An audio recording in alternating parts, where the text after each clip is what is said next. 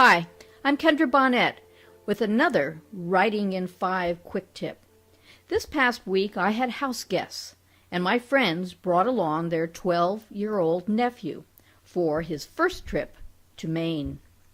He enjoyed the views, went swimming in the ocean, explored an old fort, viewed the Penobscot River from the vantage of the bridge observation tower some 420 feet up. He even had his first taste of lobster.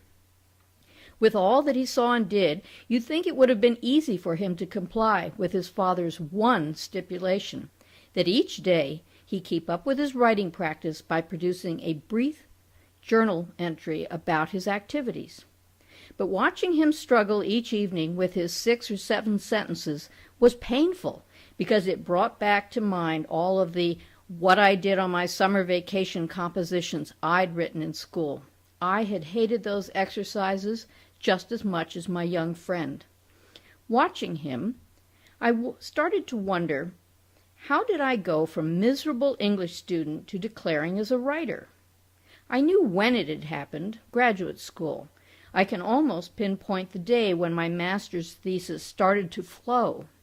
What I didn't know is what had occurred and why my writing had seemed to change overnight. I thought there might be a video or blog post in this somewhere, so I left the idea percolating in the back of my mind. More immediate was my need for an author and a writing tip for my next Writing in 5 video. I pulled Ray Bradbury's 1994 Zen in the Art of Writing off my shelf and started reading. What I found was my answer and a message I wanted to distill for you. In 1973, Bradbury had written a 15-page essay entitled Zen in the Art of Writing, in which he explained how we graduate from amateurs that must work at writing to becoming artists of our craft, able to focus on our ideas and creativity. And it all comes down to 4 words: work, relaxation, don't think. We all must work at our writing, learning our spelling, grammar, and punctuation, reading, and even imitating the styles of great writers.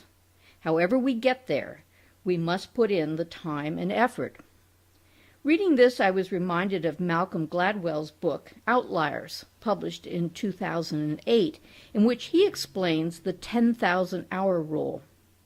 To acquire the level of mastery necessary to be truly successful in anything, one must put in 10,000 hours of practice.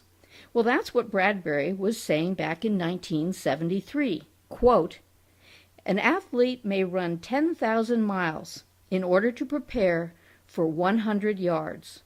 Quantity gives experience. From experience alone can quality come."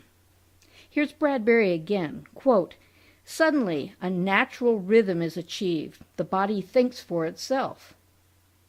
Well, athletes call this muscle memory. For writers, it means we reach a point where we stop thinking about the grammar, the punctuation, and even our style. We develop a natural rhythm all our own. We stop working and transcend into relaxation. Our creativity takes over. We also don't think as much. We write from emotion, be it love or hate. You begin to write as you. And again, quoting Bradbury, "There is only one type of story in the world, your story." So here's your takeaway. Write every day. Put in your 10,000 hours. Rewrite as many times as it takes to do your best. There are no failures, just lessons. So keep learning. I'm reminded of the scene in A River Runs Through It when Norman's father keeps making him rewrite his composition, each time cutting it in half. Now, do you think that exercise stretched his capacity to say more in fewer words? You bet it did. It's okay to identify with another author's style and even emulate it early on. Keep writing, and you'll outgrow this phase and suddenly start writing in your own inimitable voice. Don't write for fame and fortune. These will find you when you have a gift worth sharing with readers. Exercise will eventually set you free so you can give yourself over to your passions, creations, and ideas.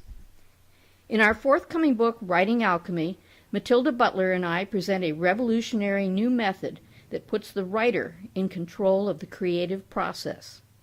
We believe that just using the various elements of good writing is not enough. You want to use them deliberately. Writing Alchemy will help you integrate all the elements into your writing effectively, turning your words into gold. Thank you for listening, and now it's time to put your reading, dreaming, and wishing aside and get to writing.